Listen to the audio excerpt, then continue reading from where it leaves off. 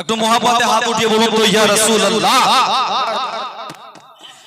কে কচুর পাতায় পানি যেমন করে গোটল মোর, আখেরি জামানার ঈমান তেমনি দুর্বল গো, আখেরি জামানার ঈমান তেমনি দুর্বল। জোরে বলুন দয়ার নবী হাদিস পাকে করে গিয়েছে বয়ান, সকাল বেলায় ঈমানদার যে সন্ধ্যা বেলায় বেঈমান।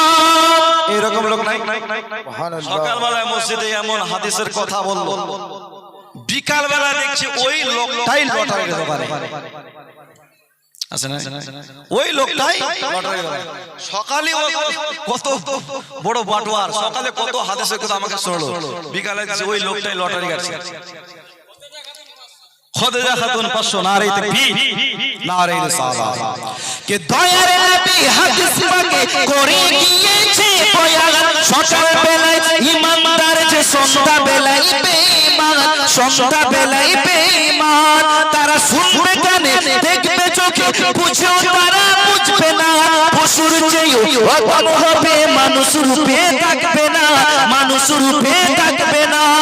ওগো ধর্মটাকে করবে মনে তারা যে ফুটবল, আখেরি জামানার ঈমান তেমনি দুর্বল গো, আখেরি জামানার ঈমান তেমনি দুর্বল। যারা এখনো পর্যন্ত দেন নাই, শেষ বক্তার হাতে, প্রধান বক্তার হাতে দিয়ে শেষ দোয়াটা অবশ্যই নিয়ে বাড়ি যাবেন, কারণ ইনি হচ্ছেন মুসাফির। আল্লাহর নবী বলেছেন মুসাফির দোয়া করতে দেরি হয় কিন্তু আমার আল্লাহ কবুল করতে দেরি করে না। এই জন্য শেষ দোয়া নিয়ে অবশ্যই বাড়ি যাবেন।